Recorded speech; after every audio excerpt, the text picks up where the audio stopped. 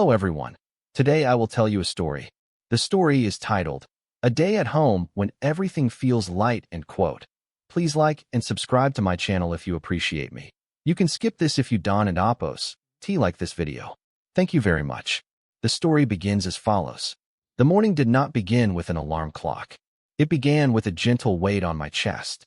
My cat was already there, curled into a warm, breathing loaf, one paw resting carefully on my collarbone, as if it knew exactly how much pressure was allowed.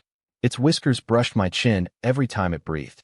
The room was quiet, not silent, but full of soft sounds, distant traffic, a fan humming lazily, sunlight sliding through the curtains. I opened my eyes slowly, afraid that any sudden movement would break the moment. My cat noticed immediately. It always did. One eye opened first, then the other, round and curious. It stretched, slowly and dramatically, as if it had all the time in the world.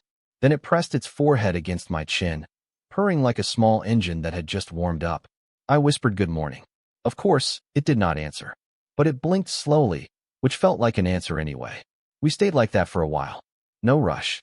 No plans yet. Just breathing together. The world outside could wait. Eventually, my cat jumped down and trotted toward the kitchen, tail held high like a confident question mark. That was the sign. The day had officially begun. In the kitchen, it followed me everywhere, weaving between my legs, sitting patiently beside the food bowl, pretending not to stare while very obviously staring. I poured the food. It sniffed. It approved. Breakfast was accepted. While my cat ate, I made myself a simple cup of coffee. No phone in my hand. No news. Just the smell of coffee, the sound of crunching kibble, and the soft morning light touching everything gently. For the first time in a long while, the day felt light already. By afternoon, the house had settled into its usual rhythm. Windows were open. Curtains moved with the breeze. Somewhere outside, a neighbor's radio played a song I didn't recognize. My cat had chosen its favorite spot near the window, half in the sunlight, half in the shade. It lay there like a piece of art, perfectly still except for the slow rise and fall of its belly. Every now and then, its ears twitched at invisible sounds only it could hear. I sat at my desk with my laptop, trying to work. But every few minutes, my eyes drifted back to the cat. There was something comforting about knowing it was there. Not demanding attention, not asking for anything, just existing beside me. At some point, it jumped onto the desk and sat directly on my papers. I sighed, pretending to be annoyed, but smiling anyway. It looked at me, unbothered, and gently placed one paw on my hand. The message was clear, enough work for now. So I stopped. I leaned back in my chair. My cat curled into my lap, warm and heavy, its purring vibrating softly against my legs. I stroked its fur, slow and steady, following the familiar pattern I had memorized over time.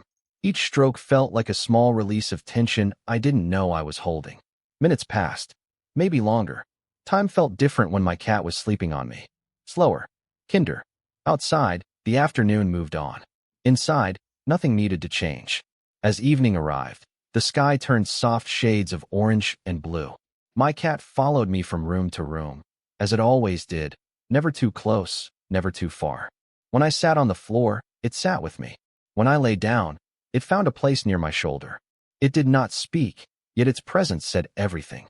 That night, I realized something important. My cat did not make my life exciting. It made my life gentle. And maybe that is even more valuable. In a world that constantly tells us to hurry, achieve, and consume, animals quietly remind us how to slow down. They live fully in the present moment. They rest without guilt. They give affection without conditions. From my cat, I learned that being close does not require words, that care can be shown through simple presence, and that love can be calm instead of loud. If we learn from animals, we might become kinder humans. We might listen more, rush less, and appreciate small moments that often go unnoticed.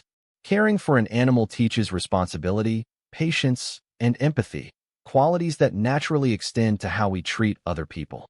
That day at home felt light not because nothing happened, but because nothing needed to happen. And sometimes, that is exactly the kind of day our hearts need.